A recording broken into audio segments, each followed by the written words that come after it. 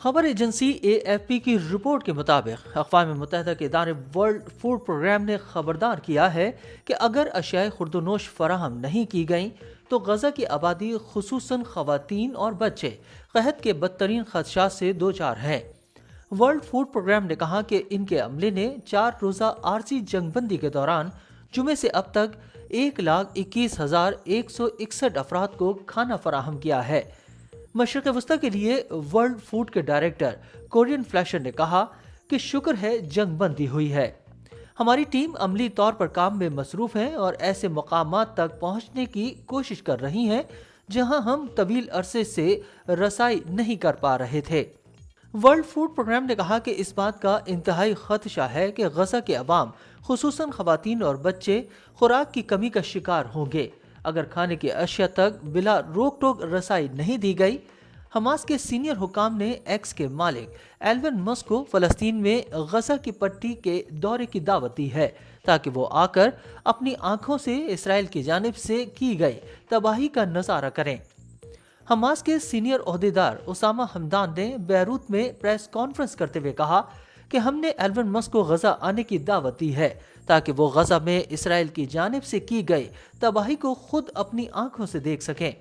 یورپی یونین کے کمشنر جانس لینرس نے کہا کہ غزہ تک ایندھن کی فراہمی پر اسرائیلی پابندیوں کی وجہ سے امداد کی فراہمی میں رکاوٹیں پیدا ہو رہی ہیں اور یورپی یونین کی قراردادوں کے تحت رسائی درکار ہے۔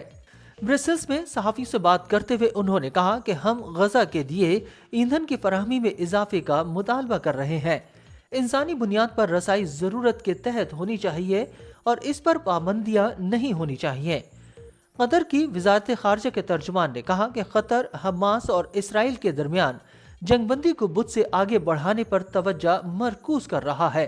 ماجد الانصاری نے ایک پریس بریفنگ میں کہا کہ قطر آج اور کل حماس کی طرف سے رہا کیے جانے والے 20 سے زیادہ باقی یرغمالیوں کی تعداد کی تصدیق نہیں کر سکتا۔ اسرائیلی وزیر دفاع یو گیلنٹ نے کہا کہ انسانی بنیادوں پر وقفہ ختم ہونے کے بعد پورے غزہ پر شدید حملے کریں گے۔ TRT کی رپورٹ کے مطابق ان کا کہنا تھا کہ فوج اطمینان رکھے کیونکہ حکومت اور ادارے آپ کے ساتھ ہے۔ اسرائیلی وزیر دفاع کے مطابق یہ جنگ منطقی انجام تک ضرور پہنچے گی۔ امریکی محکمہ خارجہ نے کہا کہ امریکی وزیر خارجہ اینٹونی بلنکن رواں ہفتے اسرائیل، مغربی کنارے اور متحدہ عرب امارات کا دورہ کریں گے تاکہ غزہ کے لیے امداد کی فراہمی کو جاری رکھنے اور تمام مقیموں کی رہائی پر بات چیت کی جا سکے۔ خبر رساں ادارے رائٹرز کی رپورٹ کے مطابق وہ غزہ کے مستقبل کے لیے امریکی نقطہ نظر اور ایک آزاد فلسطینی ریاست کی ضرورت پر بھی بات کریں گے۔ غزہ میں اسرائیل اور حماس کے درمیان 4 روزہ جنگ بندی میں 2 روز کی توسیع کے بعد آج اس عارضی جنگ بندی کا 5واں دن ہے۔ دونوں فریقین نے گزشتہ 4 روز کے دوران اسرائیلی یرغمالیوں اور فلسطینی قیدیوں کو رہا کیا ہے اور اب مزید افراد کی رہائی کے لیے تیار دکھائی دے رہے ہیں۔